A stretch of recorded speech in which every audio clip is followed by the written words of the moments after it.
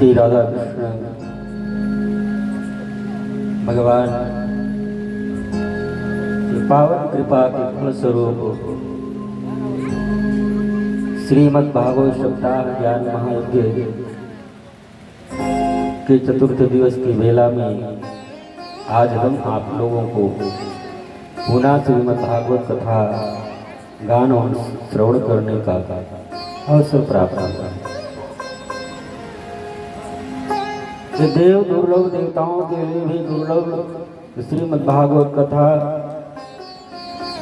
ये भगवान की बड़ी असीम अनुकंपा बड़ी कृपा होती है। जब जन्म जन्मांतर के पुण्य सुकृत उदय होते हैं तो श्रीमद् भागवत कथा भगवान का जन्म उत्सव में सम्मिलित होने का सौभाग्य प्राप्त होता है।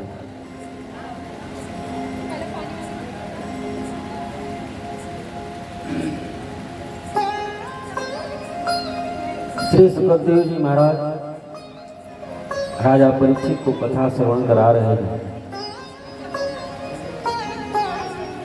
श्री सुखदेव जी महाराज राजा परीक्षित से कहते हैं, राजन ये जीव परमात्मा को भूल जाता है, जिसके कारण उसको दुख अनेक प्रकार से दुख उठाने पड़ते हैं।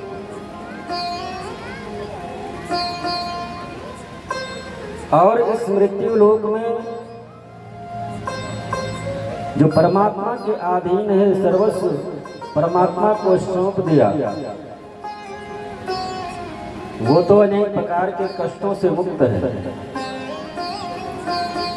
और जो ये मान बैठा है कि सब कुछ करता धरता मैं ही हूँ, मैं ही अपना पालन पोषण अपने परिवार का पालन पोषण करता हूँ, वो सब दुखी है। इस संसार में कोई भी ऐसा प्राणी नहीं है जो अपने सीने पर हाथ रख करके ये कह सके कि मैं हर प्रकार से सुखी हूँ।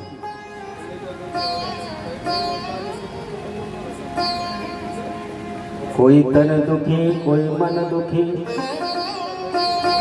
कोई धन बिन राहत उदास, और थोड़े थोड़े सब दुखी। और सुखी कौन है? सुखी राम करदास। अपने सीने पर हाथ रख करके कोई ये नहीं कह सकता कि मैं हर प्रकार से सुखी हूँ।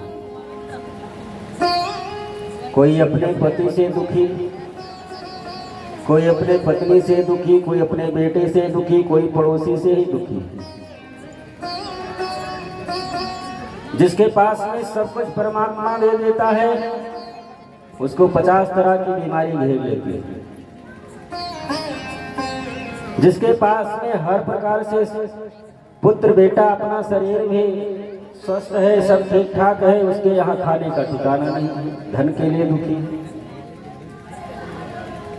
धन संपत्ति वैभव हो गया तो बेटा बिगड़ गया,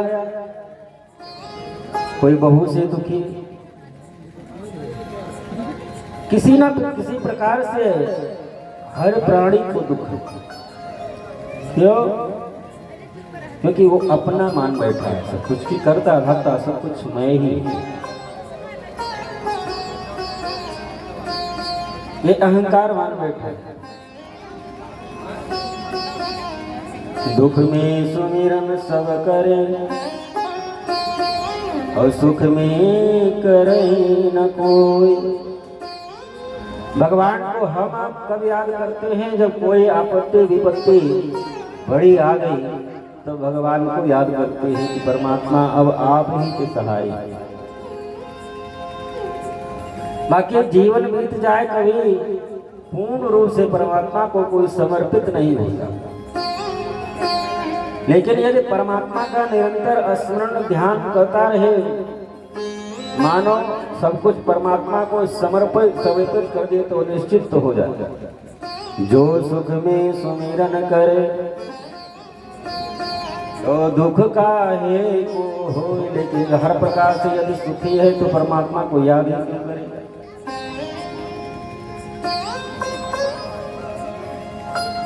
श्री सुखदेव जी महाराज कहते हैं कि एक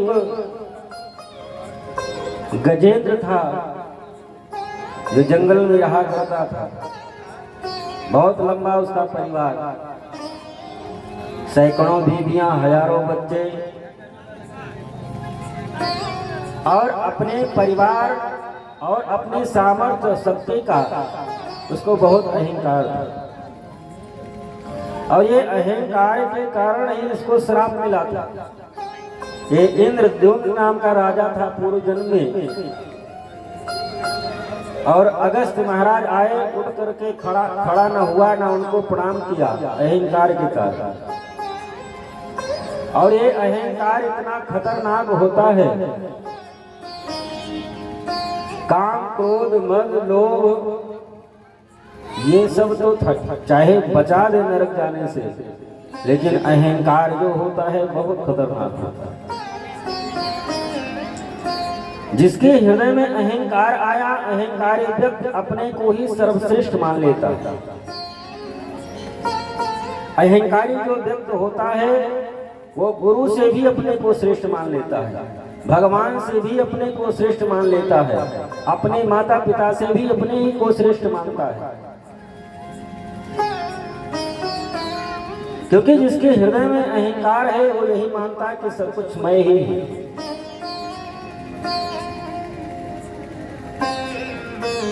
श्री नारद जी महाराज को जब अहंकार हुआ कि काम पर मैं विजय प्राप्त कर ली, और हृदय में थोड़ा सा अहंकार होने के कारण वो अपने पिता ब्रह्मा के पास में गए। पिता ब्रह्मा ने भी उनको समझाया कि नारद तुम्हारे हृदय में ये अहंकार है, ये ठीक नहीं है, ये आपको गर्त में ढकेल सकता है। लेकिन अपने पिता ब्रह्मा की बात न माने और गुरु भगवान शिव के पास में गए।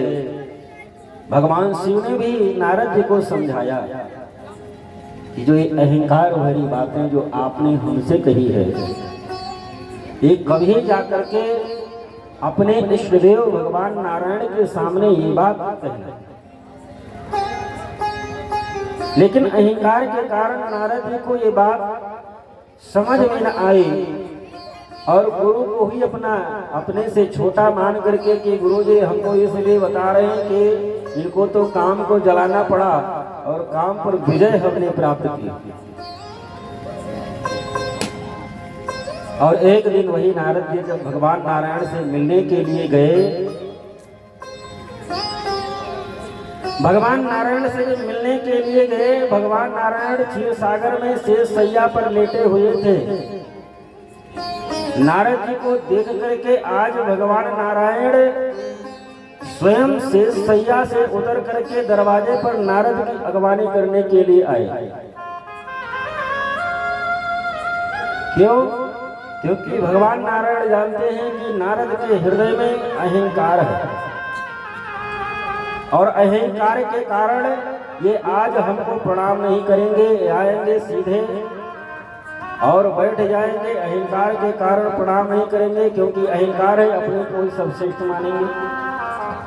ये बात मैं जानता हूँ, क्योंकि ये हमारा भक्त है, ये बात लक्ष्मी जी नहीं जानती, श्राप दे देंगे। इसलिए भगवान नारायण नारद जी की अंगवानी करने के लिए दरवाजे पर ही आए गए और अपने बराबर स्थान पर नारद जी को बैठे, क्योंकि जानते हैं कि अहंकार जब आता है तो अहंकारी व्यक्ति अपने को ही सर्वश्रेष्ठ मान लेता है, और अहंकार बहुत खतरनाक होता है। श्री सुखदेव जी महाराज कहते हैं कि इसी प्रकार से ये गजेंद्र है, गजेंद्र में 1000 हाथियों का बल है और सैकड़ों बीवियां हैं, हजारों बच्चे हैं, अपने परिवार और अपने बल का बड़ा अहंकार है। जब भी जंगल में निकलता है सभी जंगली जीवों से, यहाँ तक सिंह से भी कहता है कि जब तक मैं यहाँ जंगल में हूँ आप लोग निश्चिंत पूर्वक रहे, किसी के ऊपर आपत्ति विपत्ति नहीं आने दूंगा, अपने को ही सर्वस्व मानता था। एक दिन वही गजेंद्र अपने परिवार के साथ में सरोवर में स्नान करने के लिए गया। साथ में पूरा परिवार है, बीवी है, बच्चे हैं। सरोवर में गया, जल पिया और पीने के बाद में हाथियों का स्वभाव होता है, वो जल क्रीड़ा करते हैं। सूंड में जल भरे एक दूसरे के ऊपर डालते हैं, जल क्रीड़ा करने लगे। उसी में एक ग्राह रहता था। ग्राह ने आकर के गजेंद्र के पैर को पकड़ लिया। पैर को पकड़ लिया और गजेंद्र के खून को धीरे धीरे चूसने लगा। गजेंद्र समझा कोई जलीय जीव होगा, मैं जंगल का राजा हूँ, कोई आया होगा चरण स्पर्श करने के लिए, प्रणाम करने के लिए चला जाएगा। लेकिन ग्राह ने जब अच्छी तरह से गजेंद्र के पैर को पकड़ लिया और जब जल के भीतर खींचने लगा और गजेंद्र समझा कि अब ये हम लग रहा है कि ये हमको जल के अंदर ले जा रहा है, क्योंकि ये जलीय जीव है, जल में ये सामर्थ्यवान है। गजेंद्र बाहर निकलना चाहा लेकिन बाहर न निकल पाया। अपने पत्नी बच्चों से कहा कि लगता है कोई ग्राह हमारे पैर को पकड़ लिया है और वो जल के भीतर खींच करके ले जा रहा है। सभी पत्नी और बच्चे गजेंद्र को बाहर निकाल करके सूंड बजा करके सब लोगों ने निकालने का प्रयास किया। बहुत समय जब व्यतीत हो गया तो जो पत्नी थी वो गजेंद्र से कहने लगे कि अब हमें वो शक्ति सामर्थ्य नहीं रही कि मैं आपको बचा सकूं। बच्चे थे, बच्चे भी हार मान लिए। बच्चों ने कहा पिताजी अब आप जाने, हम लोग तो चले।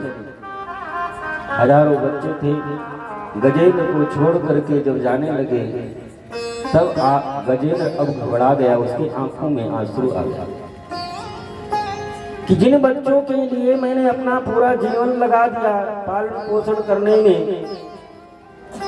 आज जब हमारे ऊपर आपत्ति आई, विपत्ति आई, हमारे ऊपर जब कष्ट पड़ा, मैं जन्म और मृत्यु से जब मैं लड़ रहा हूँ, ये आज बच्चे हमको छोड़ करके सब जा रहे हैं। बच्चों के तरफ देख करके गजेंद्र रोने लगा। लेकिन एक दिन और बीतने के बाद में जो पत्नियां थी वो भी जब छोड़ करके जाने लगी, गजेंद्र कहा कि आप लोग तो हमारी अर्धांगिनी हैं, मैं जन्म मृत्यु से जूझ रहा हूँ, इस तरह से छोड़ करके जाना ये ठीक नहीं है। पत्नियों ने कहा कि मैं कर भी क्या सकती हूँ। गजेंद्र की पत्नियां भी छोड़ करके चली गई। गजेंद्र अब मन में विचार करने लगा करूं क्या, और वास्तव में लोग इस पर विचार नहीं करते। जो गजेंद्र की जो कथा है ये हम सब मानवों पर लागू होता है, चाहे घर परिवार के लोग हो, चाहे पत्नी हो, चाहे बेटी हो, चाहे बेटा हो, चाहे भाई हो, चाहे घर परिवार का, चाहे रिश्ते नाते, सब कुछ जितने भी हैं, जब तक आपके पास में रस है सब लगे रहेंगे। और जिस दिन समझेंगे कि अब ये तो भिखारी हो गया, सब छोड़ करके चले जाएंगे। कष्ट के समय में वही परमात्मा ही याद आता है और वही सहारा भी बनता है।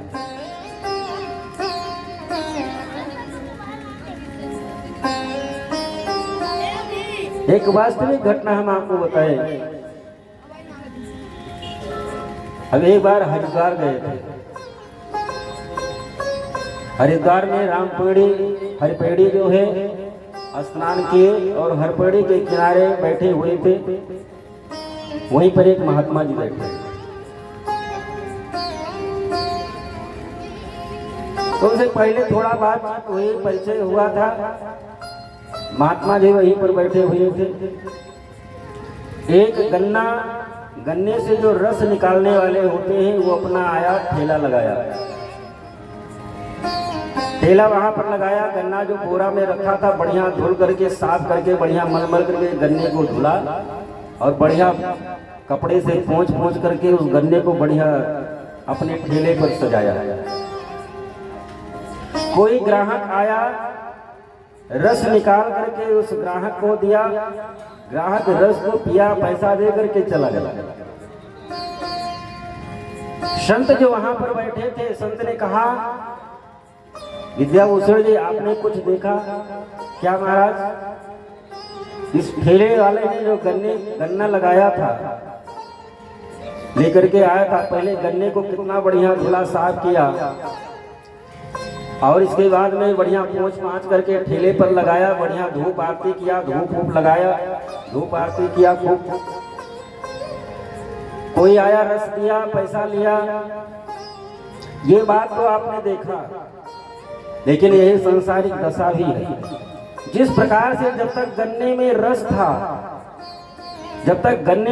था, तो उसकी बड़ी बहुत उसका सेवा किया, नहलाया, धुलाया, साफ किया, उसकी धूप आरती की। लेकिन रस निकालने के बाद में तुमने देखा क्या उसने क्या किया? उसको कूड़ेदान में डाल दिया। रस गन्ने से निकाल लिया, रस निकलने के बाद में उसको कूड़ेदान में डाल दिया। इसी प्रकार से संसार वाले भी हैं। जब तक तुम्हारे पास में धन, संपत्ति, वैभव, रूप का जब तक आपके पास में रस है, तब तक ये संसार वाले बहुत आरती पूजा करेंगे, प्रणाम करेंगे।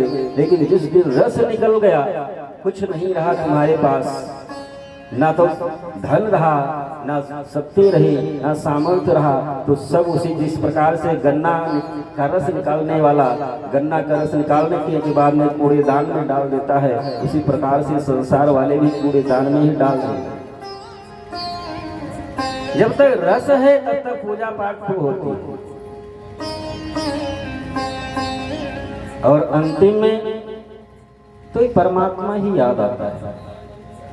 अंतिम में कुछ कितना भी धन संपत्ति, वैभव, कुछ भी इकट्ठा कर ले, लेकिन जब यम के दूत आते हैं तो कोई न तो घर परिवार वाले काम आते हैं, न धन संपत्ति वैभव काम आता है। आज गजेंद्र जब मृत्यु से जूझ रहा था, तो उसकी पत्नी, उसके बच्चे सब छोड़ करके चले गए। अब बेचारा घबराया। तिल भर सून रही जल ऊपर,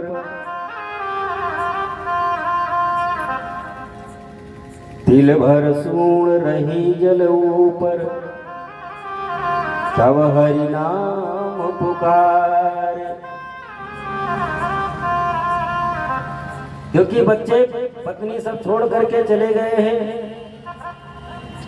अब सूंड केवल तिल मात्र बची है, वो भी जल में डूब जाए तो सांस फूल जाएगी, शरीर छूट जाएगा। अब परमात्मा को पुकारा, बुद्धिर विकुंठिता नाथ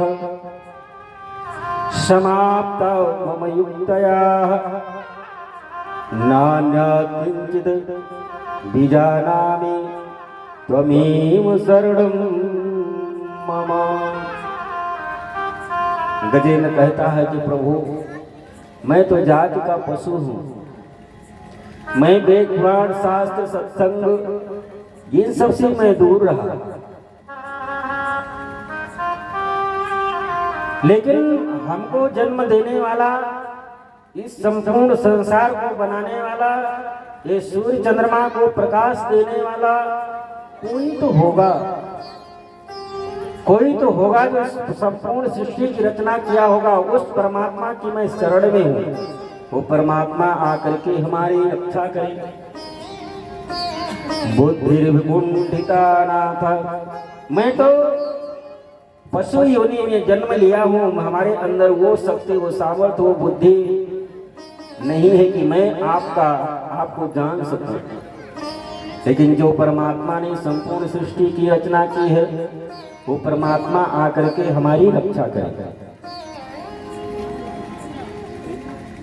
तो जिसका कोई नहीं उसका तो भगवान नारायण है। भगवान नारायण गरुड़ से कहे कि भैया गजेंद्र इस समय कष्ट में है और स्मरण कर रहा है, इसकी रक्षा तो करना ही पड़ेगा। जे गजेंद्र भगवान नारायण का स्मरण किया, भगवान नारायण गरुड़ पर आरूढ़ होकर के आए और चक्र सुदर्शन के द्वारा भगवान ग्राह का भी उद्धार करते हैं और गजेंद्र का भी उद्धार करते हैं। लेकिन कब उद्धार किए? जो परमात्मा को पुकारा, परमात्मा का स्मरण किया। हे गोविंद राखो सब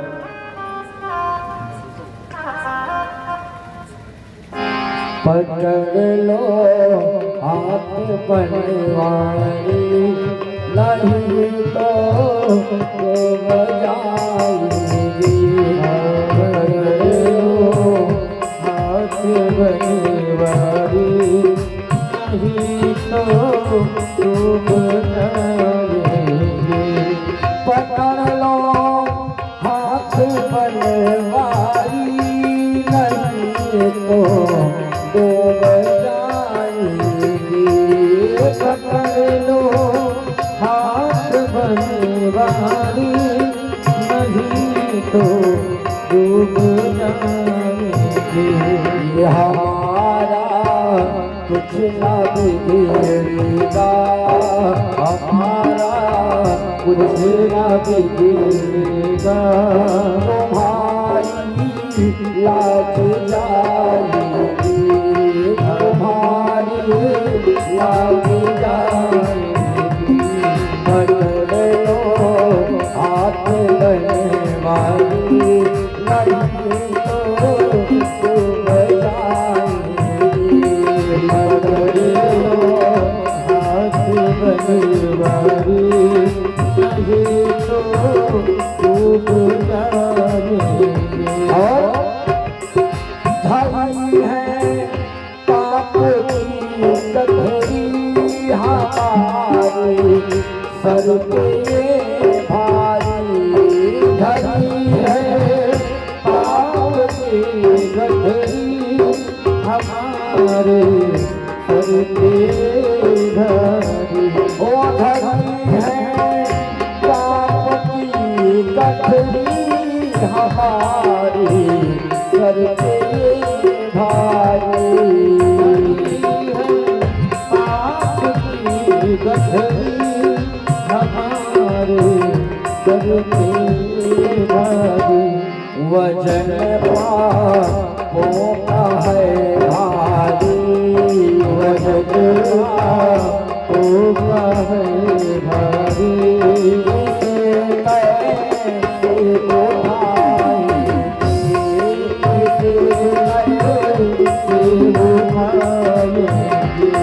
पकड़ लो हाथ बनवारी, नहीं तो डूब जाएंगे।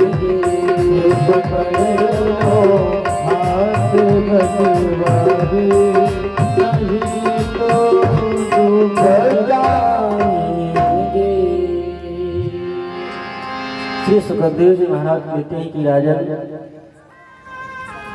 गजेंद्र भगवान का स्मरण किया, भगवान गजेंद्र को ग्राह से मुक्त कराया। श्री सुखदेव जी महाराज कहते हैं कि राजा इसी प्रकार से एक बार इंद्र को भी अहंकार हुआ।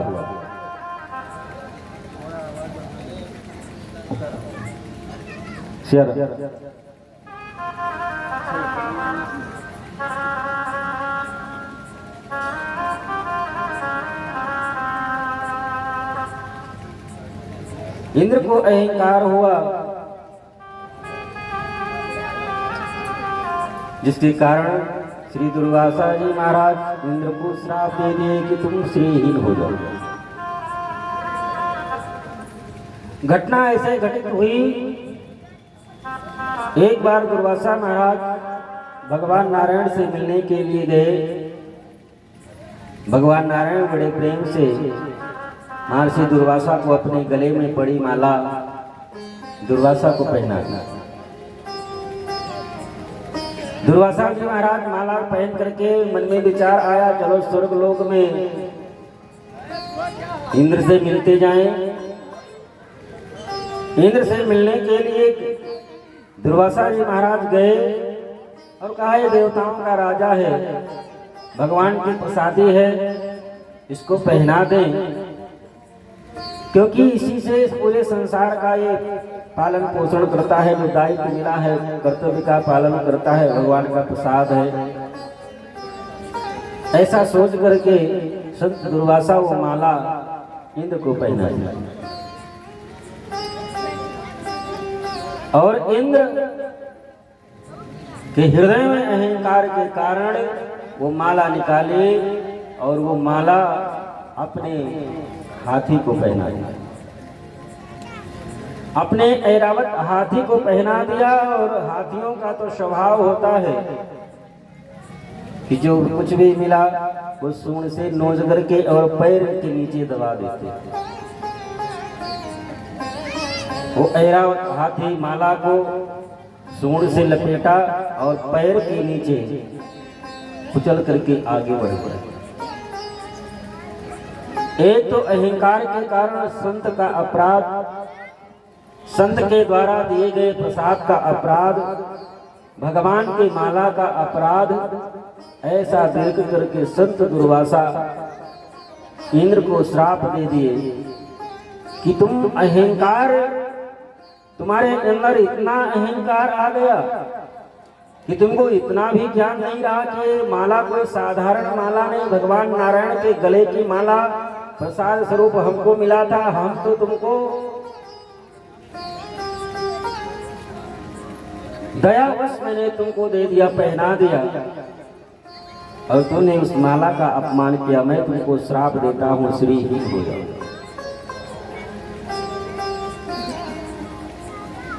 देवता श्रीहीन हो गए। महाराज राजा बलि अपने दैत्यों के साथ स्वर्ग पर आक्रमण कर दिया और उस स्वर्ग पर विजय प्राप्त कर लिया।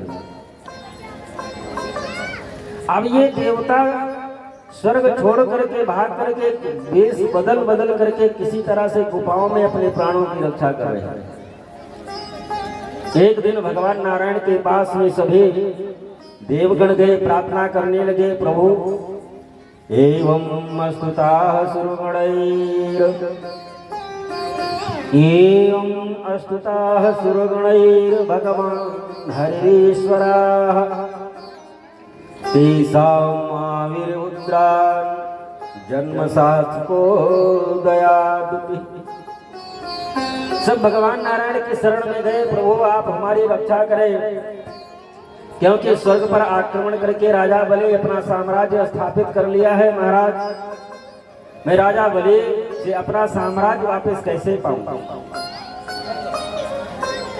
भगवान नारायण ने कहा कि इस समय अब दैत्यों पर विजय प्राप्त कर पाना तुम्हारे लिए बड़ा मुश्किल है, क्योंकि दैत्यराज राजा बलि के ऊपर गुरु की बड़ी कृपा है और जिसके ऊपर गुरु मेहरबान वो चेला पहलवान। उस पर विजय प्राप्त करना तुम्हारे लिए बड़ा कठिन है। तो महाराज क्या इसी प्रकार से हम लोग वेश बदल करके जंगल में छुप करके अपने प्राणों की रक्षा करें? कुछ तो उपाय करें आप। भगवान नारायण ने कहा एक उपाय है, समुद्र में अमृत है और समुद्र का मंथन करो और अमृत निकलेगा और अमृत पी लेना, फिर दैत्यों के ऊपर प्रहार करो, तुम लोग अमर हो जाओगे, तुम लोगों को दैत्य मार नहीं पाएंगे और तुम्हारी विजय हो जाएगी। देवताओं ने कहा कि समुद्र का मंथन कैसे हो पाएगा, समुद्र तो इतना विशाल है, उसको मतना इतना आसान काम तो है नहीं। भगवान नारायण ने कहा कि मंदराचल पर्वत समुद्र में डालो, बासुकीनाथ से प्रार्थना करो, बासुकीनाथ की मथानी बनाओ। तो देवताओं ने कहा अकेले तो मत नहीं पाएंगे, अकेले नहीं मत पाओगे तो दैत्यों को भी साथ में ले लो, क्योंकि है तो तुम्हारे भाई ही। देवता और दैत्य दोनों के पिता तो एक ही हैं, श्री कश्यप जी महाराज। केवल दोनों की माताएं ही तो अलग अलग हैं, पिता तो दोनों के एक ही है तो तुम्हारे भाई ही, भले ही वो दैत्य हैं।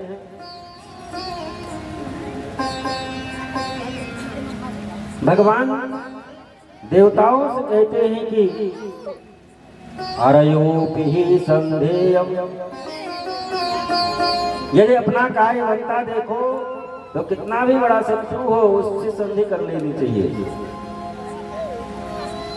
अपना काम यदि बन रहा है तो कितना भी बड़ा शत्रु हो उससे संधि कर लेना चाहिए। अरयोपि संधेया सत्कार्यार्थ गौरवे, उसी में अपना गौरव है, उसी में अपनी भलाई है। ये संधि से कार्य बन जाता है, काम बन जाता है, अपना खोया हुआ साम्राज्य वापस मिल जाता है, तो संधि करने में क्या जाता है। और वो भी किसी दूसरे संधि करना नहीं है तो तुम्हारे भाई ही दैत्य भी। अरयोपि संधेया सत्कार्यार्थ गौरवे, अहिंसक पद देवा यार्थस्य पदवीं गतैः।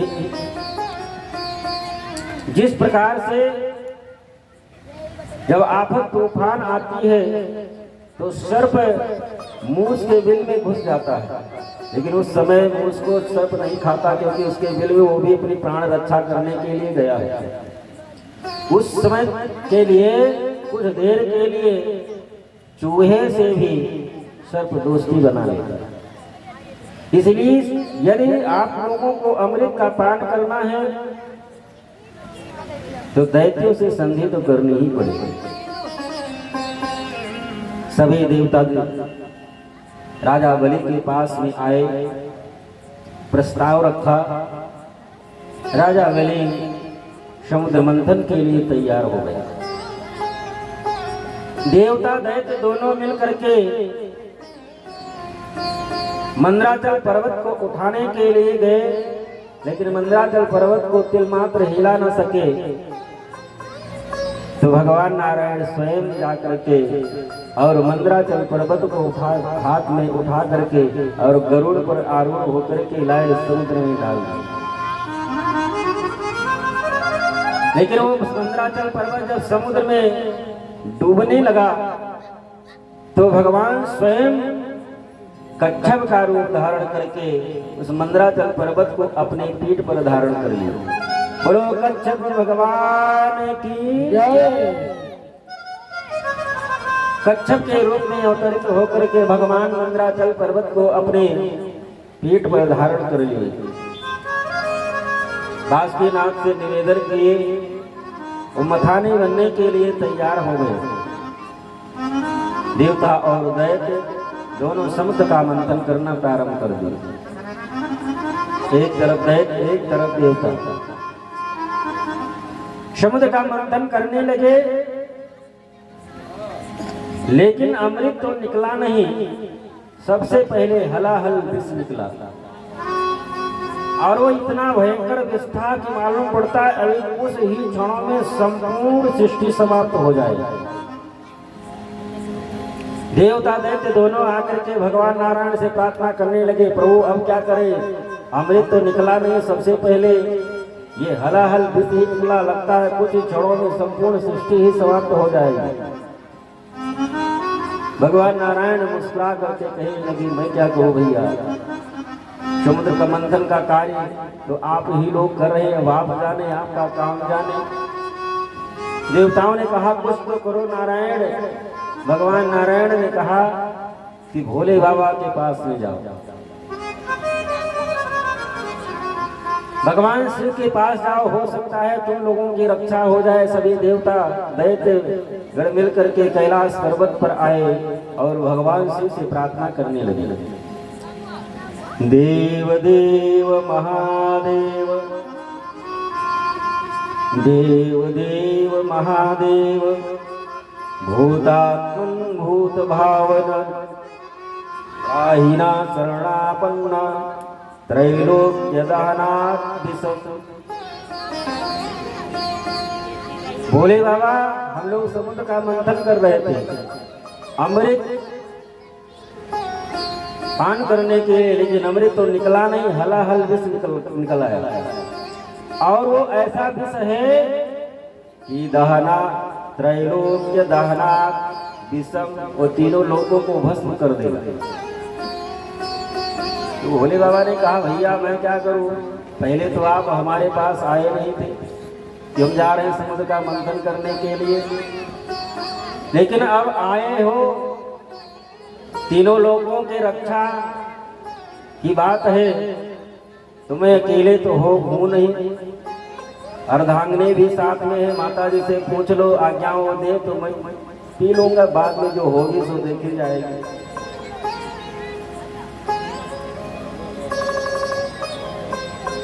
क्योंकि भगवान शिव जैसा देवता और कोई है ही नहीं।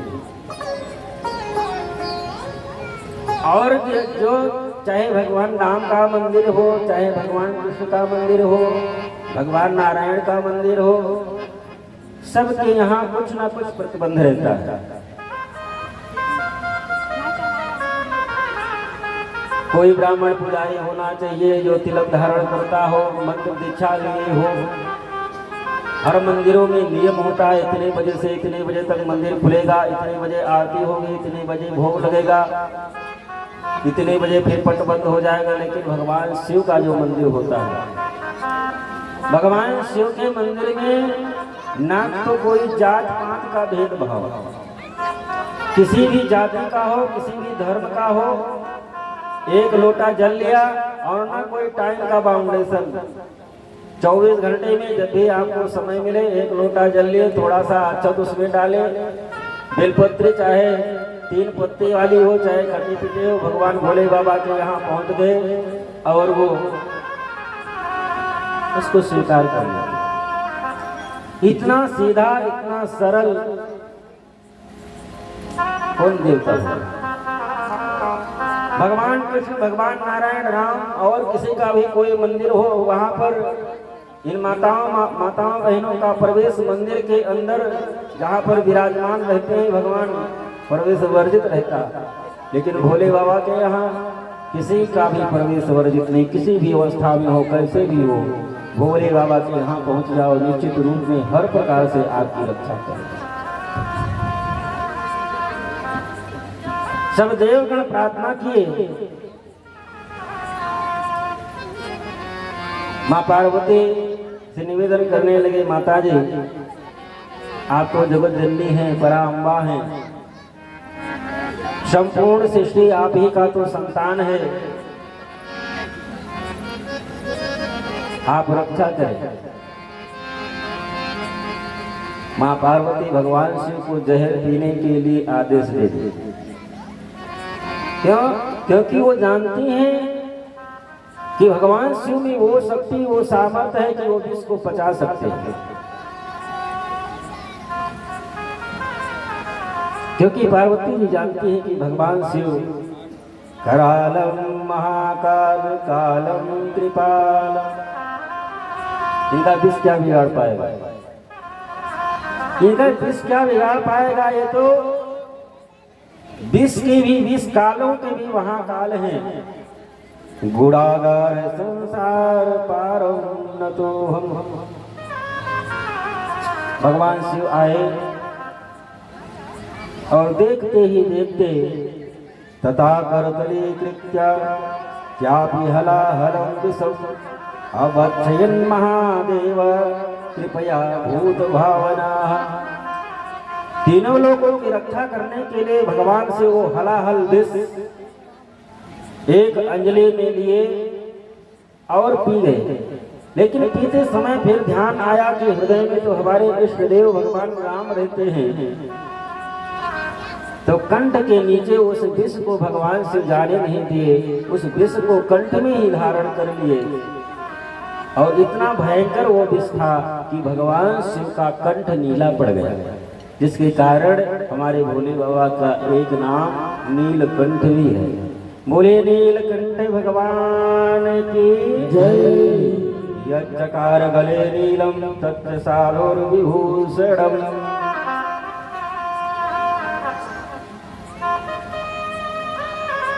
और भगवान शिव का जो भजन करने वाले हैं, भगवान शिव की जो पूजा करने वाले हैं, सब एक से एक बढ़कर भगवान शिव का जो एक परम प्रिय शिष्य था रावण, तीनों लोगों पर विजय प्राप्त किया। लेकिन भगवान शिव अपने पास कुछ नहीं रखते। उनकी भक्ति भावना करने वाले तो हर प्रकार से सुखी संपन्न रहते, लेकिन भोले बाबा अपने पास कुछ नहीं रखते। भगवान शिव विष का पान कर लिए, समुद्र मंथन होने के बाद में देवता अमृत का पान भी कर लिए, देवासुर संग्राम में विजय प्राप्त कर लिए। उसके बाद में देवता गणों ने एक दिन मीटिंग की कि भगवान शिव ने हम लोगों की रक्षा की थी, और अगर वो आकर के विष का पान नहीं करते तो कब के हम लोग समाप्त हो गए होते। भोले बाबा के लिए हम लोगों का भी दायित्व बनता है कि हम लोग भी उनके लिए कुछ करें। तो क्या करें? भोले बाबा अपने परिवार के साथ में बट वृक्ष के नीचे रहते हैं। भगवान शिव अपने परिवार, हम लोग स्वर्ण हीरा मणि जड़ित स्वर्ण के महल में रहते हैं, लेकिन भगवान शिव वटवृक्ष के नीचे अपने परिवार के साथ में रहते हैं। जो बरसात, जाड़ा, गर्मी, हर प्रकार से यातना सहते हैं। हम लोगों का दायित्व भी बनता है भगवान शिव के लिए कम से कम एक बढ़िया सुंदर महल तो हम लोग बनवा दें। प्रस्ताव पारित हुआ, सब भगवान कैलाश पर्वत भगवान शिव के पास में आए। सभी देवगणों ने बाबा से निवेदन किया, बाबा हम लोगों की इच्छा है कि आपके लिए सुंदर एक महल बनवा दें हम। भगवान शिव ने कहा कि महल क्या करोगे बनवा करके, क्योंकि हमारे किस्मत में महल लिखा ही नहीं है। पार्वती जी बगल में बैठी हुई थी। पार्वती जी ने कहा कि आपको नहीं जरूरत है तो ये बच्चे, दो बच्चे, बहुएं और इतना बड़ा परिवार, उनको तो जरूरत है। आप तो औरदानी हैं, आपको तो किसी बात की जरूरत नहीं, लेकिन परिवार में और लोग हैं, इनको तो जरूरत है। भगवान शिव ने कहा ठीक है देवी, यदि आप उचित समझते हैं तो ठीक है, बन जाए।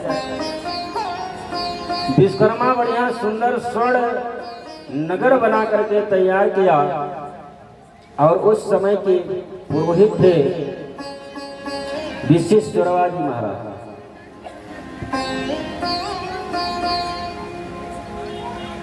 विश्वेश्वरवा जी महाराज को बुलाए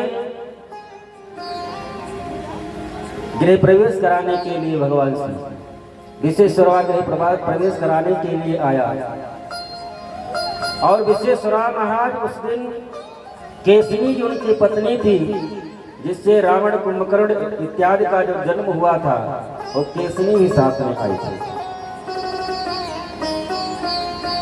गृह प्रवेश का पूजन करवाए। गृह प्रवेश का समय आया। भगवान शिव ने कहा कि भैया महाराज आओ, पहले दक्षिणा में आपको क्या चाहिए, मैं अपने से कुछ दूं, और वो आपको ना भाए तो अच्छा नहीं लगेगा। आप पुरोहित हैं, आप पूजा कराए हैं, दक्षिणा तो हमको देना ही चाहिए। विश्वेश्वरवा ने कहा कि महाराज आज हमारा सबसे बड़ा सौभाग्य यही है कि हम आप के घर का गृह प्रवेश कराए, आपका पूजन कराए, आप हमको अपना पुरोहित माने, हम इससे बड़ा सौभाग्य क्या हो सकता है। लेकिन केसनी दैत्य कन्या थी, वो स्वर्ण महल को देख करके मन में विचार करने लगे कि ये मिल जाता तो कितना अच्छा था। महाराज विश्वेश्वरवा से कहने लगे कि बाबा दक्षिणा के लिए बोल रहे हैं तो यही स्वर्ण महल ही मांग लो। विश्वेश्वरवा ने कहा कि इसका वह गृह प्रवेश कराने के लिए आया। ये भोले बाबा का मकान है, जिस मकान का गृह प्रवेश करने के लिए पुरोहित जाए वो दक्षिणा में पुरोहित वही मकान मांग ले, तो उस मकान मालिक के ऊपर क्या बीतेगी। अरे उचित दक्षिणा सब मांगते हैं, लेकिन जिस मकान का गृह प्रवेश करने के लिए पुरोहित जाए और दक्षिणा की बारी आए, जिस मकान का गृह प्रवेश कराने के लिए गए वही मकान मांग ले,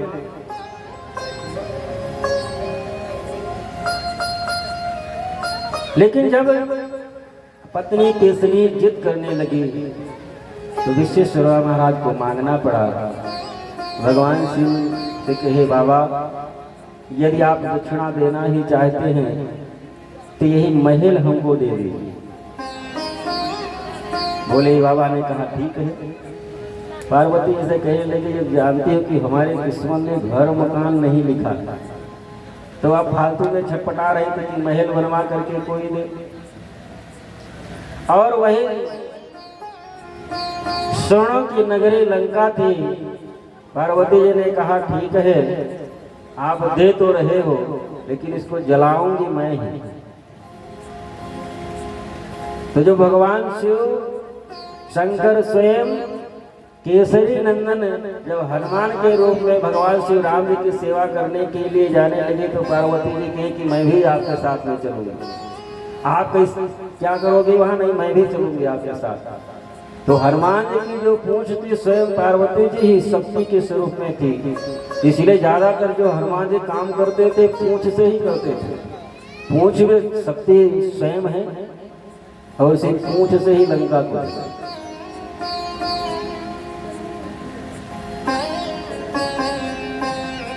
भगवान शिव विष निकला, विष का पान किए, तीनों लोगों की रक्षा हुई। पुनः समुद्र का मंथन प्रारंभ होता है। ममंथोस तरसा सिंधु हविर्धारी ततो भवत्। पुनः जब समुद्र का मंथन प्रारंभ हुआ, कामधेनु गौ निकली जो अग्निहोत्री ब्राह्मणों को दे दिया गया। उच्चेश्रवा घोड़ा निकला जो राजा बलि को दिया गया। ऐरावत हाथी निकली जो इंद्र को प्राप्त हुआ। अप्सराएं और कल्प वृक्ष जब निकले समुद्र मंथन से अपने आप ही स्वर्ग को चले गए।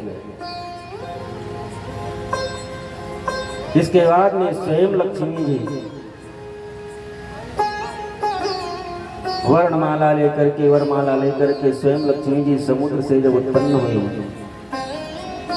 तो लक्ष्मी जी तो वही निवास करती हैं जहां पर काम क्रोध ना हो। वरमाला लेकर के तो निकले, लेकिन किसके गले में वरमाला डाले? क्योंकि जहां पर सुमति होती, काम क्रोध नहीं होता, लक्ष्मी जी वहीं निवास करते।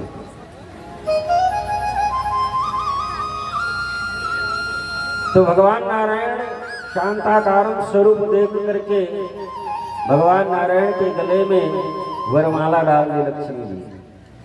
बोले लक्ष्मी नारायण भगवान की जय। श्री सुखदेव जी महाराज कहते हैं इस प्रकार से लक्ष्मी जी का विवाह भगवान नारायण के साथ में हो गया। और लक्ष्मी जी निवास वही करती हैं जहां पर हर प्रकार से सुमति हुई। एक घटना बताएं। एक सेठ जी थे। सेठ जी रात में स्वप्न देखे कि कोई देवी आई है और वो कह रही है सेठ मैं अभी तक आपके घर में रही लेकिन मैं कल चली जाऊंगा। सेठ स्वप्न में ही देवी से पूछते हैं देवी आप कौन हैं? मैं लक्ष्मी हूँ। तो सेठ कहने लगा कि आप घर को छोड़ करके चली जाएंगे मैं तो दरिद्र हो जाऊंगा। यदि आप हमारे घर को छोड़ करके चली गई तो मैं दरिद्र हो जाऊंगा। कुछ दिन आप हमारे यहाँ और रुक जाएं माता जी कृपा करके। लक्ष्मी जी ने कहा कि नहीं, अब हमारा समय पूर्ण हो गया है, अब तो हमको जाना ही पड़ेगा। लेकिन यदि इस प्रकार आप इतना अन्य विनय प्रार्थना कर रहे हैं तो मैं कल आपको एक वरदान दूंगी, और एक वरदान में आप जो मांगना चाहें वो मांग सकते हैं।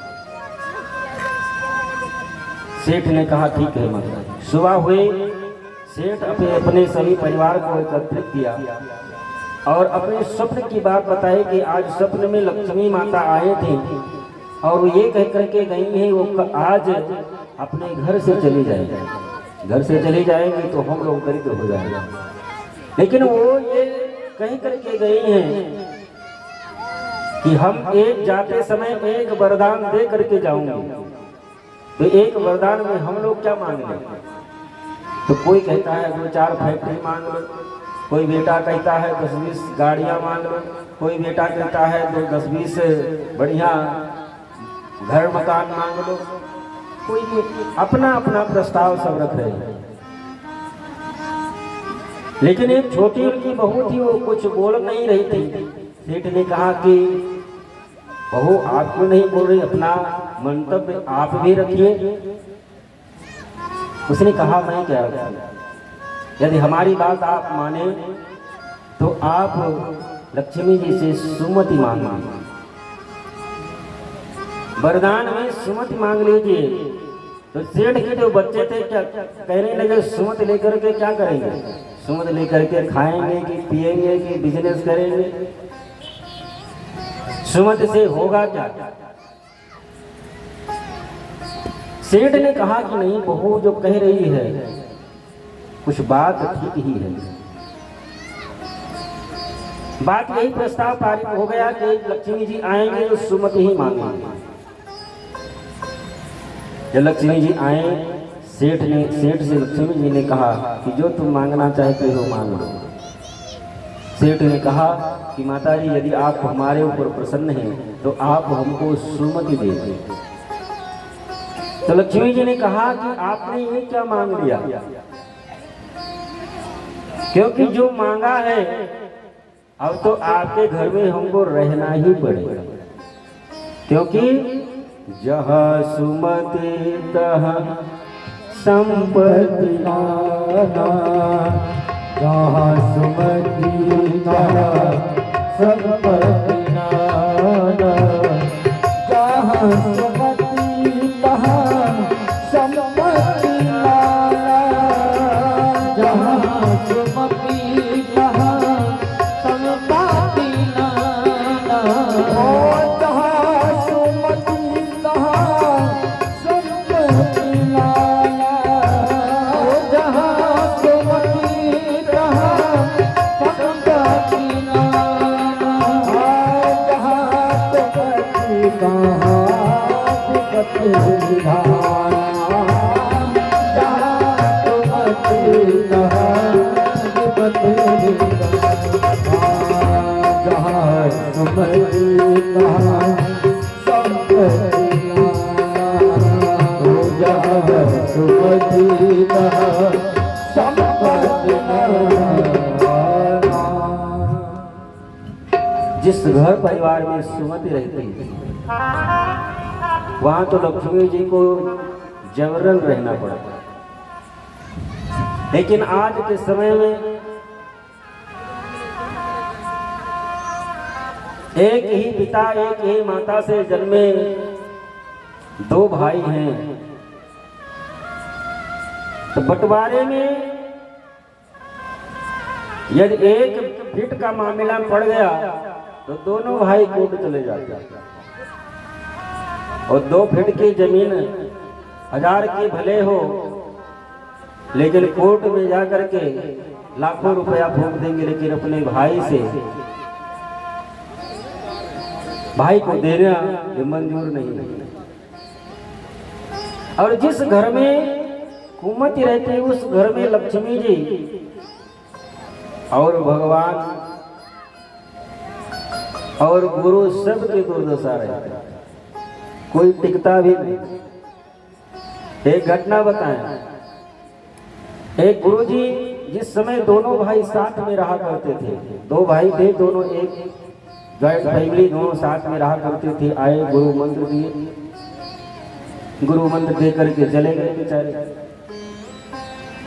एक साल के बाद में पुनः गुरुदेव के मन में आया कि शिष्यों को हम मंत्र दीक्षा दिए थे, तो चल करके देख ले उनकी स्थिति क्या है। गुरुजी जब दोबारा एक साल के बाद में लौट करके आए तो दोनों भाई में आपस में बंटवारा हो चुका था। और जब गुरुजी आए तो दोनों भाई दरवाजे पर ही थे। एक बड़ा वाला कहता है गुरुजी आप हमारी तरफ आए, छोटा वाला कहता है नहीं गुरुजी आप हमारी तरफ आए। गुरुजी अब बेचारा असमंजस में किसके तरफ जाएं, तो समझ गए अब दोनों भाई में बंटवारा हो गया है, क्योंकि शिष्य तो दोनों हैं।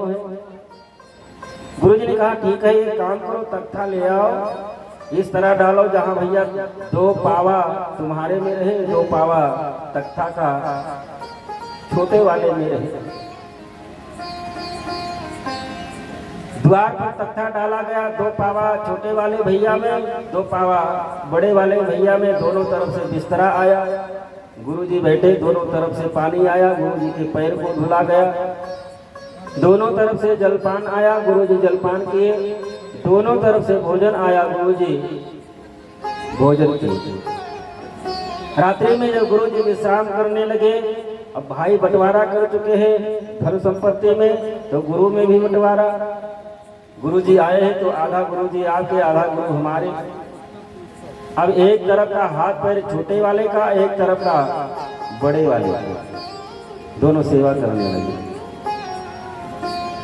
सेवा जब दोनों भाई करने लगे तो गुरुजी की थोड़ी सी आ गई नींद, और तब तक छोटा वाला गया बर्द को चारा डालने के लिए, और गुरुजी को आ गई थी नींद।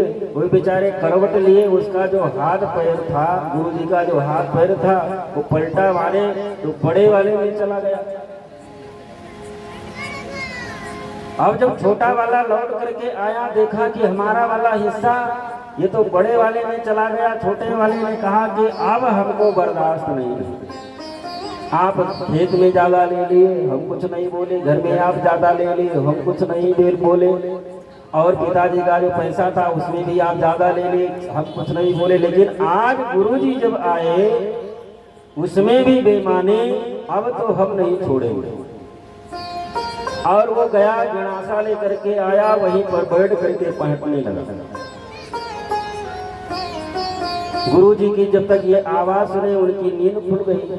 गुरुजी पूछे भैया ये गिड़ासा क्यों बांट रहे हो? छोटे वाले ने कहा कि महाराज आप चिंता मत करें, आप बिल्कुल चिंता मत करें, इसके हिस्से को जब तक मैं काट नहीं डालूंगा तब तक हमारा क्रोध शांत नहीं होगा। बड़ा वाला भी उठा, बड़े वाले ने कहा महाराज आप चिंता बिल्कुल मत करना, और वो घर में गया, मोटी लाठी लेकर के आया। महाराज आप चिंता मत करना, ये हमारे हिस्से को काटेगा तो हम इसके हिस्से को तोड़ डालेंगे, और ऐसा तोड़ेंगे फिर किसी काम का नहीं रह जाएगा। गुरुजी ने कहा कि तुम दोनों भाई की लड़ाई में तो दुर्दशा तो हमारी ही हुई। तो जिस घर में सुमति नहीं है उस घर में भगवान की दुर्दशा, गुरु की दुर्दशा, लक्ष्मी जी तो पहले ही छोड़ करके भाग जाती। समुद्र मंथन में अंतिम में श्री धन्वंतरी जी महाराज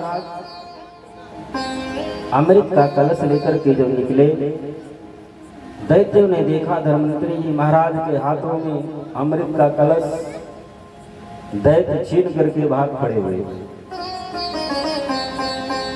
अब देवता लोग भगवान से प्रार्थना करने लगे, प्रभु इतने दिनों से हम लोग इस समुद्र का मंथन करते रह गए, मथते रह गए, लेकिन जब अमृत निकला ये तो दैत्य के हाथों हाथों लग गया। अमृत का पान कर लेंगे महाराज तो अमर हो जाएंगे, अब तो हमको आजीवन जंगल में ही रहना है।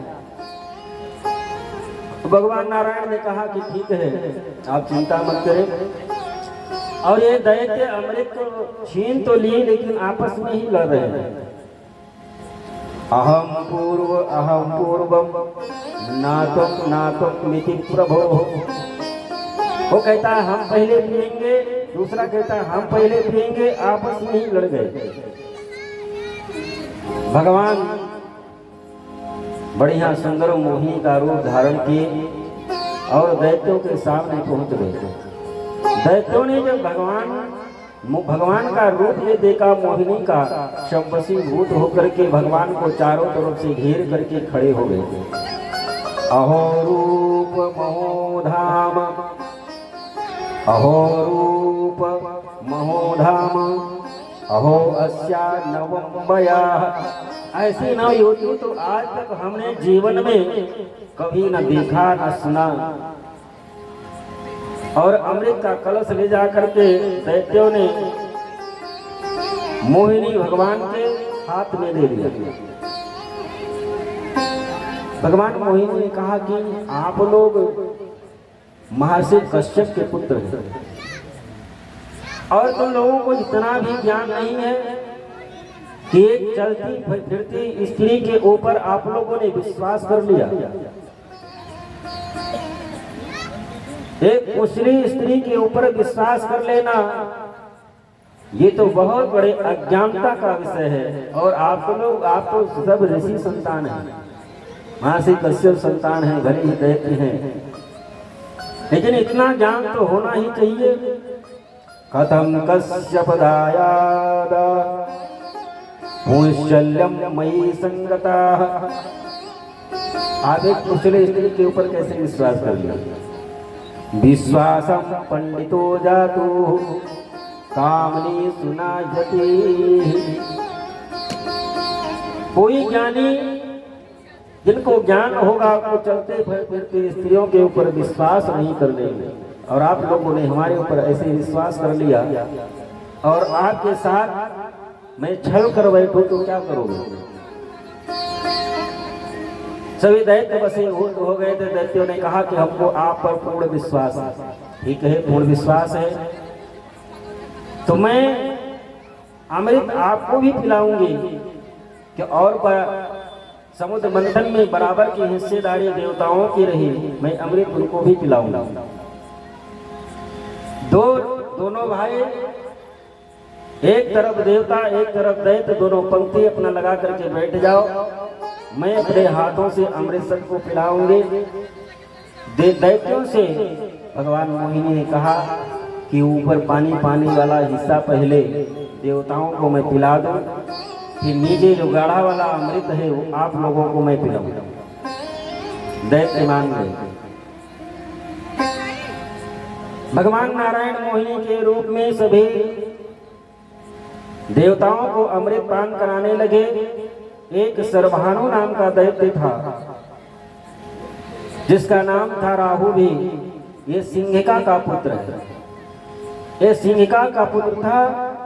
और ये सिंहिका कौन थी? ये सिंहिका महाराज हिरण्याकश्यप की बेटी थी, प्रहलाद की बहन थी। और ये सर्वभानु जो राहु है ये प्रहलाद जी का भांजा है। ये सूर्य और चंद्रमा के बीच में आकर के बैठ गए। बात को समझ गया कि ये अमृत पीने को तो मिलेगा नहीं। और सूर्य चंद्रमा के बीच में सर्वभानु आकर के बैठ गया। भगवान ने पंक्ति भेद नहीं किया। भगवान तो समझ गए कि ये सर्वभानु है, दैत्य है, लेकिन भगवान ने कोई पंक्ति भेद नहीं किया।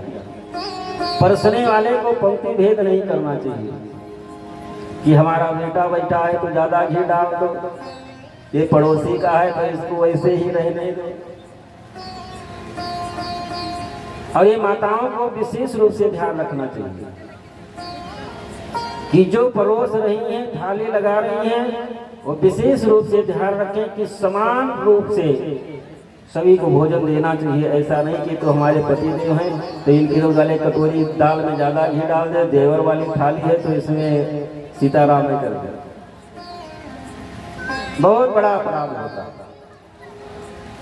भगवान जानते थे कि ये दैत्य है, इसको पिला देंगे तो बाद में खता ही खड़ा करेगा।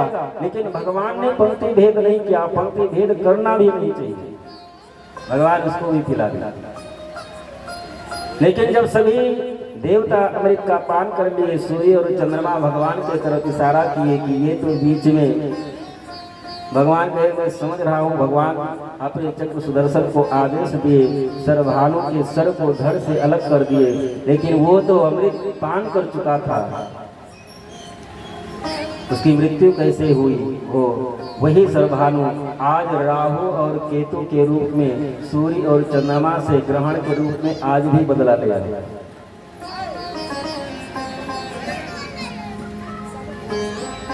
वही राहु और केतु आज भी सूर्य और चंद्रमा से अपना बदला समय समय पर लेता है, जिसको हम ग्रहण करते हैं। देवता अमृत का पान कर लिए, भयंकर देवासुर संग्राम हुआ और सभी दैत्य मारे गए। कुछ दैत्य जो बचे उनको पीछे से खेल करके देवता लोग मार रहे थे। नारद जी आ गए, नारद जी देवताओं से कहने लगे ये तो अनीत है, तुम लोगों को विजय मिल गई, लेकिन अब जो भाग रहे हैं दैत्य उन पर प्रहार करना पीछे से, ये अधर्म है। नारद जी उनको बचाए और नारद जी महाराज से जो दैत्य बचे हुए थे प्रार्थना करने लगे कि हम लोगों के साथ में छल हुआ, समुद्र मंथन में हम लोगों की बराबर की भागीदारी रही, लेकिन अमृत निकला केवल देवताओं को भगवान पिलाए, हम लोग वंचित रह गए, जिसके फलस्वरूप देवासुर संग्राम में हमारे राजा सहित सभी सैनिक मारे गए। इंद्र नारद बाबा ने दैत्यों को समझाया जो बचे खुचे थे, चिंता करने की बात नहीं है। जो तुम्हारे गुरुदेव हैं शुक्राचार्य जी महाराज, उनको मृत संजीवनी विद्या आती है। जो आपके गुरुदेव हैं उनको मृत संजीवनी विद्या आती है, उनके शरण में जाइए और वो निश्चित रूप में आप लोगों का कल्याण होगा। जो दैत्य बचे हुए थे अपने गुरु शुक्राचार्य की शरण में गए। शुक्राचार्य जी महाराज अपनी मृत संजीवनी विद्या के द्वारा महाराज राजा बलि के साथ साथ जो और दैत्य जिनका सर धड़ से अलग नहीं हुआ था, सबको मृत संजीवनी विद्या के द्वारा सबको जीवित कर दिया। राजा बलि शुक्राचार्य जी महाराज के चरणों में गिर करके प्रणाम किया, गुरुदेव हमारे साथ में बड़ा अन्याय हुआ, अब हम करें क्या। शुक्राचार्य जी महाराज ने कहा कि हम आपके गुरु हैं और जैसा मैं आदेश दूं उसका पालन करो, और यदि हमारे आदेश का पालन करोगे तो मैं पुनः तुमको त्रिलोक का साम्राज्य तुमको मैं दूंगा, मैं त्रिलोक पर विजय तुमको प्राप्त दिलाऊंगा। ईश्वर की बात छोड़ो, तीनों लोगों पर मैं विजय दिलवाऊंगा, लेकिन जैसा मैं कहूं वैसा तुमको करना पड़ेगा। राजा बलि ने कहा, गुरुदेव गुरु से बढ़ करके तो संसार में कोई है भी नहीं। गुरुर् ब्रह्मा गुरुर्विष्णु गुरुर्देवो महेश्वरः गुरुर् साक्षात् परब्रह्म तस्मै श्री गुरुवे नमः। गुरु से बढ़ करके क्या हो सकता है। आपके हर आदेश का पालन करूंगा। और संसार में जो भी आया है सबको गुरु की आवश्यकता सबको होती है, गुरु सबको करना भी चाहिए। गुरु सबको करना भी चाहिए। लोग कहते हैं कि जब बुढ़ापा आएंगे तो गुरु मंत्र ले लेंगे, वैकुंठ चले जाएंगे, कुछ नहीं होगा। मंत्र दीक्षा का कोई समय नहीं होता। ध्रुव जी महाराज 5 वर्ष की अवस्था में ही गुरु बना लिए थे नारद भगवान।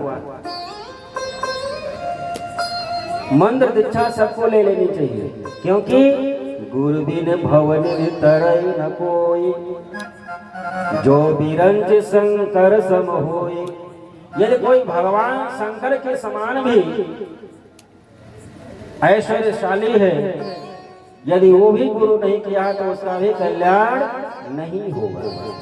बिना गुरु के कल्याण नहीं होता।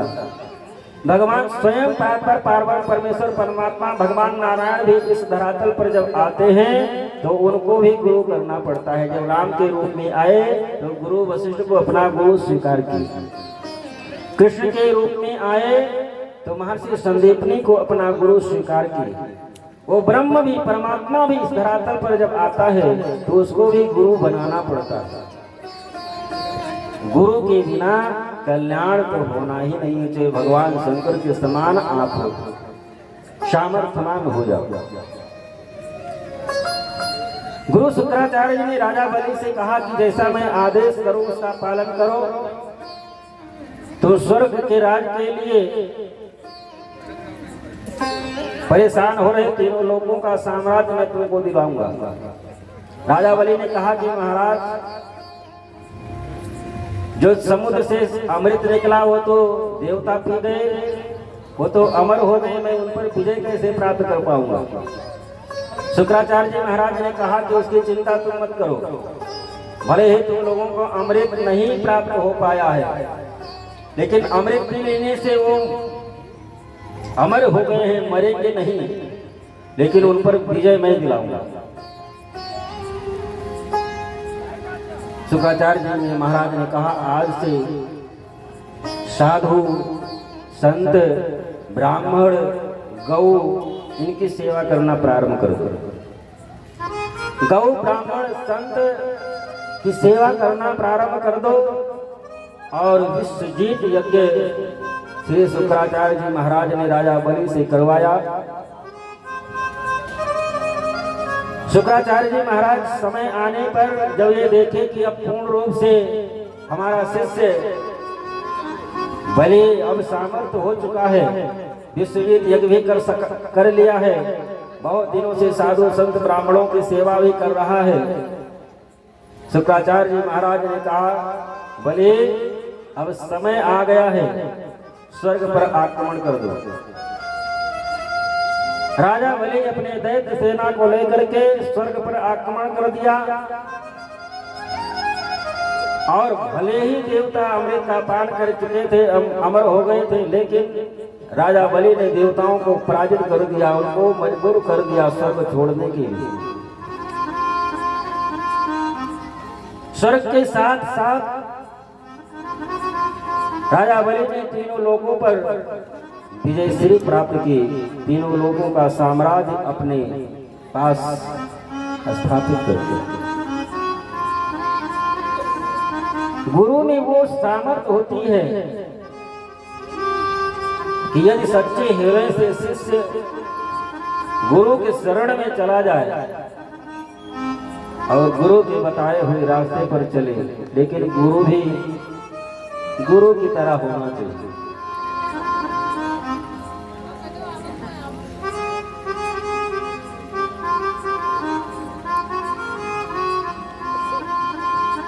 तीनों लोगों पर विजय प्राप्त कर ली। इधर एक दिन आदिति जो देवताओं की मां है वो कश्यप से प्रार्थना करती है कि महाराज, दैत्य भी आप ही के बेटे हैं और देवता भी आप ही के बेटे हैं। मैं ये नहीं चाहती कि दोनों भाई आपस में लड़े, आपस में उनमें टकराव हमेशा बना रहे, लेकिन आप जानते हैं कि हमारे जो बेटे देवता हैं इस समय स्वर्ग के साम्राज्य से वंचित होकर के किसी तरह से अपने प्राणों की रक्षा जंगलों में छुप करके कर रहे हैं। मैं ये नहीं कहती कि दोनों भाई जाकर के आपस में लड़े। राजा बलि जो दैत्यों का राजा है वो अपना साम्राज्य चलावे, लेकिन जो हमारे पुत्रों का जो साम्राज्य है स्वर्ग लोक उसे वापस कर। बस मैं इतना ही चाहती हूँ।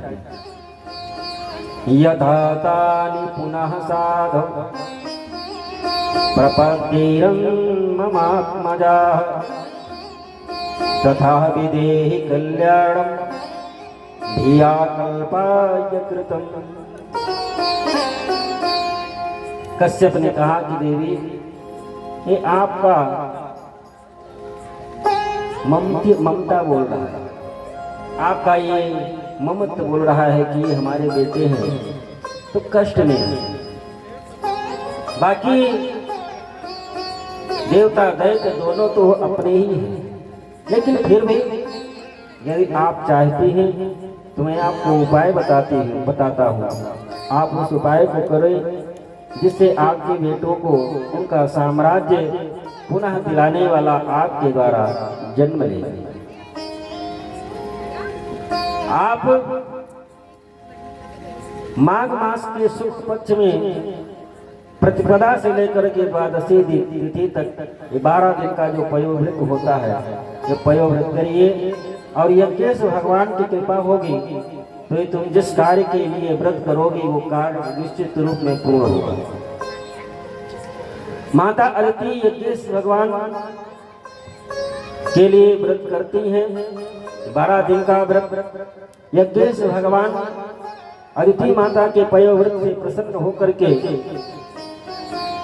यज्ञेश यज्ञ पुरुषस्युत तीर्थपादं तीर्थस्रवाः श्रवण मंगल नाम ध्येयम्।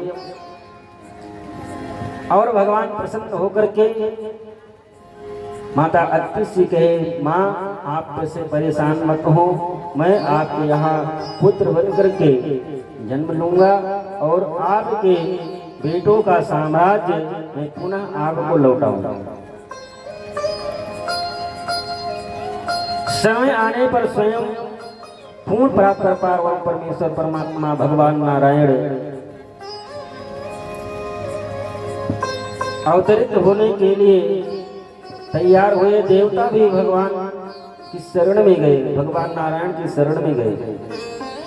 भगवान नारायण से प्रार्थना किए कि प्रभु आपने जैसा कहा, हम लोगों ने समुद्र का मंथन किया, अमृत का पान किए, अमृत का पान करने के बाद में अमर होने के बाद भी हम लोग राजा बलि से पराजित हो गए। अब हम लोग क्या करें? अमर हो गए फिर भी राजा बलि से पराजित हो गए। भगवान नारायण ने कहा कि इस समय राजा बलि के ऊपर गुरु की कृपा है, राजा बलि के ऊपर गुरु की कृपा है। इस समय राजा बलि को पराजित करने की शक्ति सामर्थ्य हमारे में भी नहीं है। यदि मैं स्वयं तुम लोगों के साथ में राजा बलि से युद्ध करने के लिए जाऊं तो मैं भी पराजित हो जाऊंगा। अब केवल एक ही उपाय बचा है, वो है छल और कपट। सीधे लड़ करके राजा बलि को पराजित कर पाना इस समय संभव है, क्योंकि राजा बलि के ऊपर गुरु की कृपा है।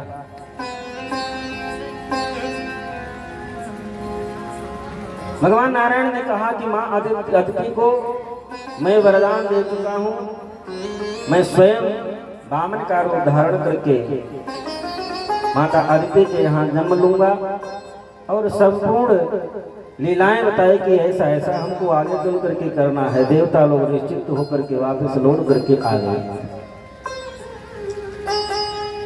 समय आने पर भाद्र शुक्ल तिथि द्वादशी,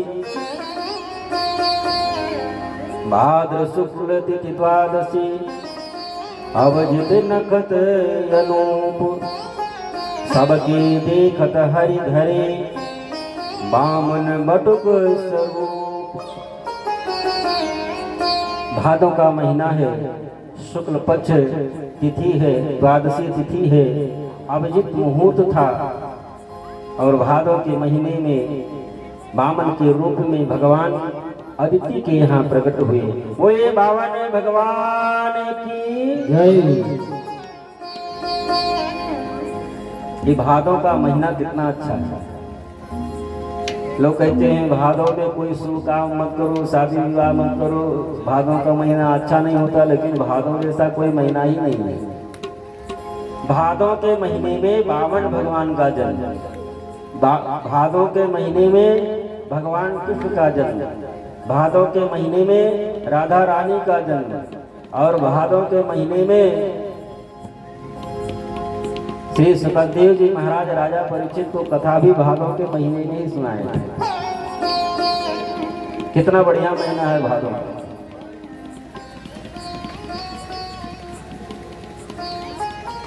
बावन भगवान प्रकट हुए तम वटुवामनम दृष्ट्वा मोदमाना महर्षयाः कर्माणि कश्यपाकस् वासुलो पुरस्कृत्यं प्रजापति।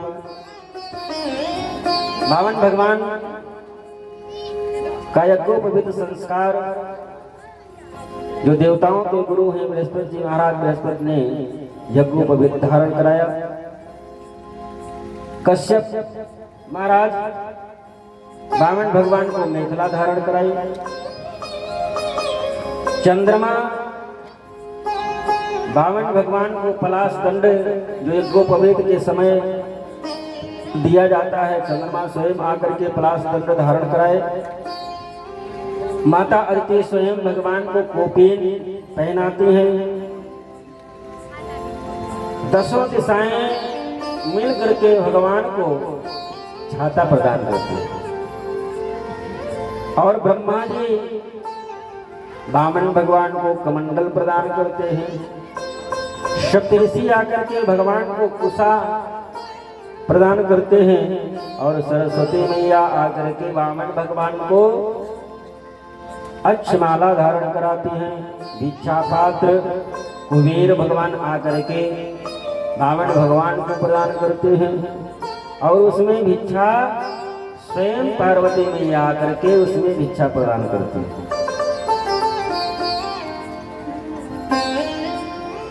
और यज्ञोपवीत संस्कार हो जाने के बाद में जो भिक्षा मिलता है वो आचार्य को दिया जाता है। जो भिक्षा पात्र में भिक्षा मिला हुआ था, बामन भगवान वो भिक्षा गुरु बृहस्पति को देने के लिए गए। गुरु बृहस्पति ने कहा कि इतनी भिक्षा से काम नहीं चलेगा, तो तीनों लोगों का साम्राज्य चाहिए।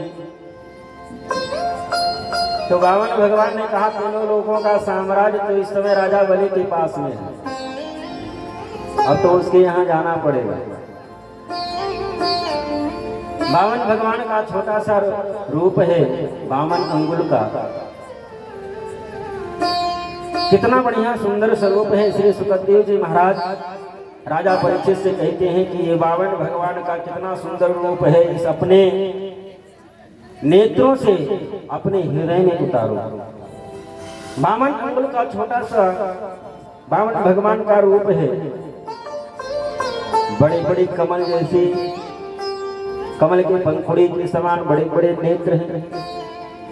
मस्तक चौड़ा है, उस पर बढ़िया त्रिपुंड चंदन लगा हुआ है। काले काले घुंघराले बाल हैं। और इतने काले घुंघराले बाल हैं कि मालूम पड़ता है कि भौरे एक दूसरे को पकड़ करके ऐसे लटके हुए हैं। इतना सुंदर बावन भगवान के बाल है। कंधे पर यज्ञोपवीत धारण किए हुए हैं। कमर में केवल लंगोटी पहने हैं। एक हाथ में कमंडल है, एक हाथ में छाता, पैर में कमंडल पहने हुए हैं और चल पड़े। पावन का भेष बनाए बहिरा का चल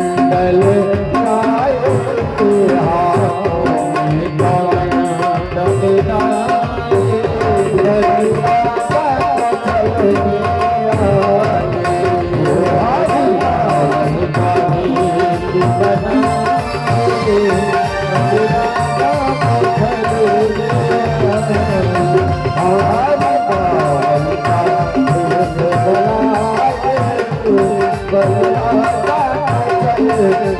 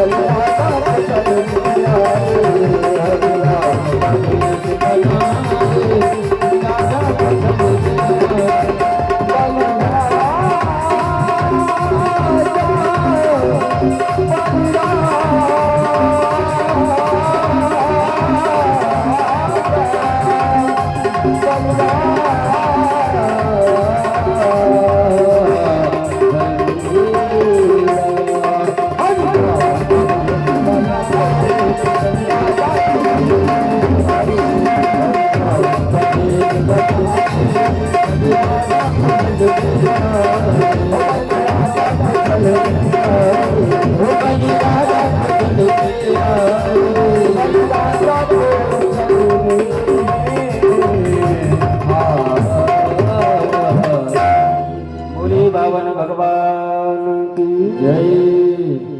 बावन भगवान जहां पर राजा बलि यज्ञ कर रहा था, उस यज्ञशाला के समीप में बावन भगवान पहुंच गए। दूर से ही राजा बलि ने बावन भगवान को देखा और गुरु शुक्राचार्य से कहने लगा कि इतना तेजवान ब्राह्मण तो हमने देखा नहीं। ये ब्राह्मण यज्ञ उपवीत धारण किए, छोटा सा नन्हा सा रूप देख करके उसको अपने आप ही हमारा मन उसके तरफ खींचा जा रहा है।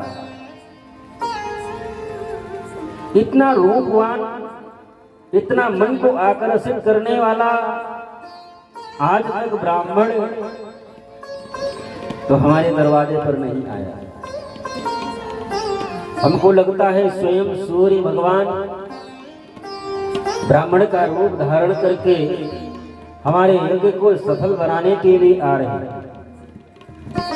ऐसा तो नहीं है कि भगवान नारायण ही ब्राह्मण का रूप धारण करके हमारे यज्ञ को सफल बनाने के लिए आ रहे हैं। शुक्राचार्य जी महाराज ने देखा, शुक्राचार्य जी महाराज ने कहा कि है तो ब्राह्मण बड़ा तेजस्वी,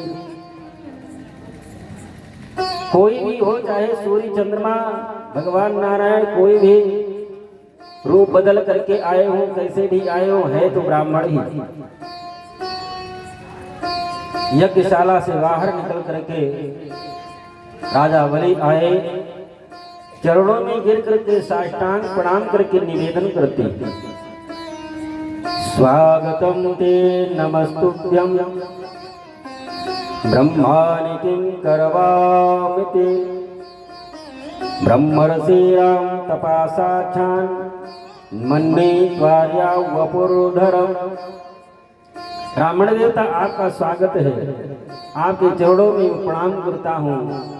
आप लगता है कि कोई ब्रह्मर्षि हैं या ऋषि हैं, लेकिन ब्रह्मर्षि ऋषि में भी इतना तेज हमने आज तक नहीं देखा। हमको लगता है साक्षान मन्ये त्वया वपुर्धरम्। मालूम पड़ता है कि स्वयं तपस्या ही तपः साक्षान मन्ये त्वया वपुर्धरम्, स्वयं तपस्या ही ये छोटा सा नन्हा सा रूप धारण करके आया है।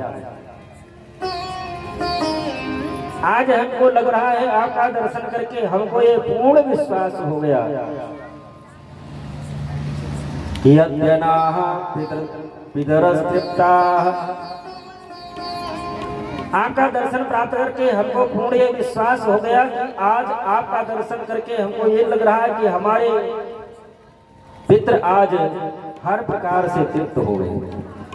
आज हमारे पितृ हर प्रकार से प्रसन्न है। अद्यना पितरस्तृप्ताः अद्यना पवित्रं कुलम्। आज हमारा कुल खानदान पवित्र हो गया आपके आने से। अद्यना पवित्रं कुलम् अद्य श्रेष्ठा। आज हमको ये लग रहा है कि मैं 99 यज्ञ किया, आज मैं 100वां यज्ञ कर रहा हूँ, लेकिन अब हमको आपको आपका दर्शन प्राप्त करके हमको ये पूर्ण विश्वास हो गया। आद्य श्रेष्ठा कर्तुष्याम यदि भवान यतो गृहम्। आज हमको पूर्ण विश्वास हो गया कि जो 100वां यज्ञ कर रहा हूँ उसका पूर्ण फल बन करके आप आए। अब मैं मानता हूँ कि हमारा यज्ञ सफल हो गया। महाराज आपको आपका दर्शन प्राप्त करके हमारे मन में ऐसा हो रहा है कि मैं सब कुछ आपके चरणों में समर्पित कर दूं।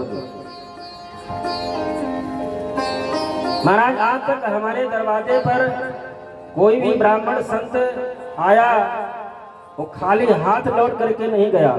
मैं उसको इतना दे दिया कि उसको फिर किसी के दरवाजे पर जाने की आवश्यकता ही नहीं रही। ब्राह्मण देवता आज आप हमारे दरवाजे पर आए हैं, आप आज्ञा करें, आप जो कहें हम देने के लिए तैयार हैं। गाम कांचनम। आपको गौ चाहिए, हजारों की संख्या में कामधेनु सहित जितनी भी गौ चाहे वे आपको देने के लिए तैयार हो। गाम कांचनम स्वर्ण हीरा मणि जवाहरात जितना भी चाहिए मैं देने के लिए आपको तैयार हूँ। गाम कांचनम गुणवद धाम दृष्टाम तथा निपीयुतम वाभिप्रकन्याम। महाराज जो आपको चाहिए वो मैं देने के लिए तैयार हूँ। ग्रामान समृद्धस्तुर्गान गजानवाह रथा तथा हतम समृद्धिच्छा। रथ घोड़े हाथी साम्राज्य जो कुछ भी चाहिए मैं आपको देने के लिए तैयार हूँ। लेकिन बावन भगवान कुछ बोल नहीं रहे। शुक्राचार्य जी के तरफ देख करके राजा बलि ने कहा कि हम तो बोलते जा रहे हैं लेकिन ये ब्राह्मण देवता कुछ बोल नहीं रहे। शुक्राचार्य जी ने कहा कि देख नहीं रहे हो, माला चल रही है, जब माला पूरी होगी तब ना बोलेंगे। क्योंकि कुछ पाने के लिए कुछ दिखावा तो करना ही पड़ता है, कुछ लेने के लिए कुछ दिखावा तो करना ही पड़ता है। शुक्राचार्य जी ने कहा कि माला चल रही है, माला पूरी होगी तब ना बोलेंगे। शुक्राचार्य जी महाराज ने कहा कि माला पूरी होगी तब बोलेंगे। राजा बलि ने कहा कि महाराज आपका ये छोटा सा रूप है 52 अंगुल का, कोई यदि विवाह न कर रहा हो तो बढ़िया सुंदर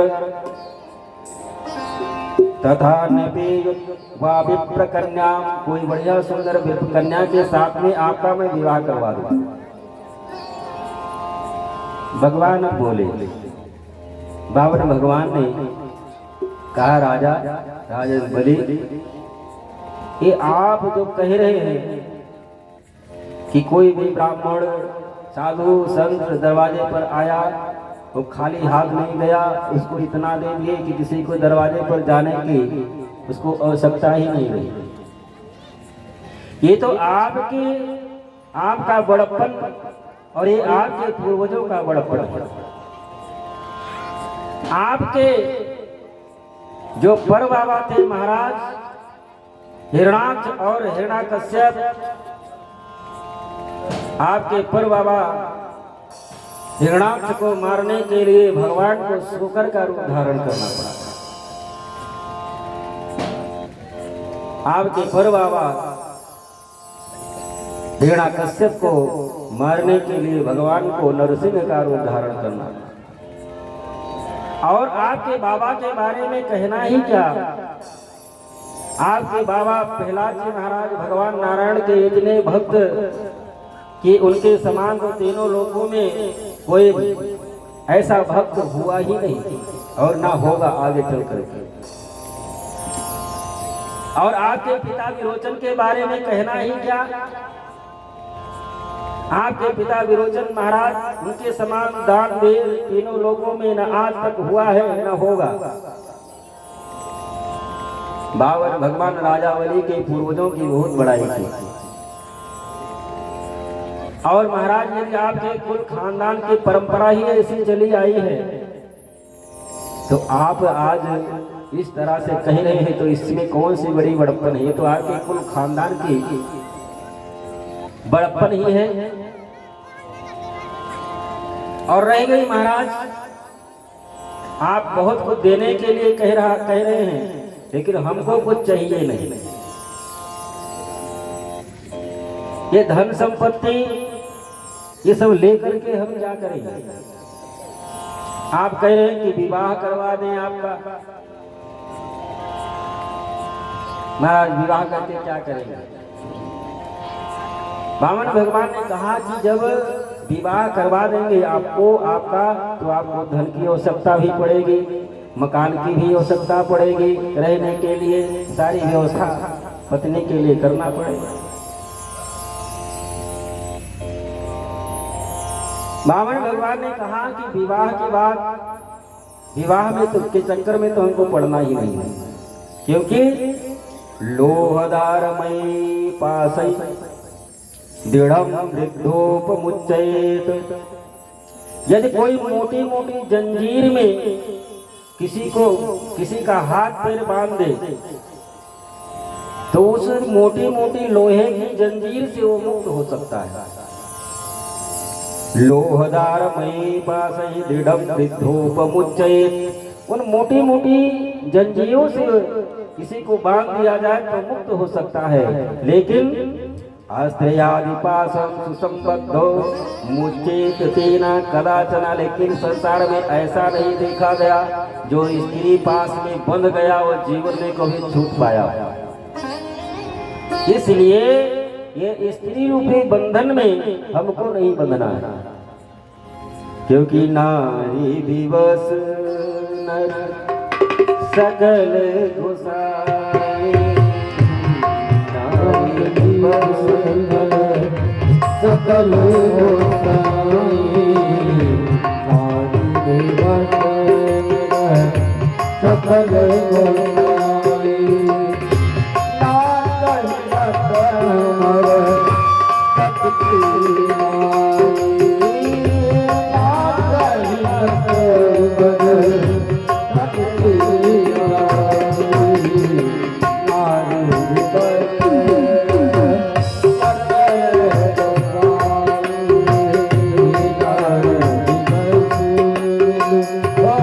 Hallelujah. रावण भगवान ने कहा विवाह के चक्कर में हमको नहीं फंसना। एक पुरानी घटना बताएं आपको। जिस समय ये रोड सवारी साधन की व्यवस्था नहीं हुआ करती थी, पुराने जमाने की बात है। गांव के एक भाई साहब परदेश चले गए। परदेश में जब चले गए कुछ दिन, एक आध साल बीत गया तो घर वालों ने उनका विवाह तय कर लिया। अब तो पहले ऐसा नहीं होता था। माता पिता जहाँ भी बात कर लिए, बेटे का कोई हस्तक्षेप नहीं होता था। अब तो सबसे पहले लड़का लड़की एक दूसरे को देख ले, उसके बाद में ही आगे बात चलती कि भैया सब कोई जाओ, अब बेटी बेटा भैया आपस में, तो बाद में आगे बात बढ़े, बात आगे तब बाद में बढ़ती। लेकिन उस समय ऐसा नहीं था। घर में माता पिता विवाह तय कर लिया।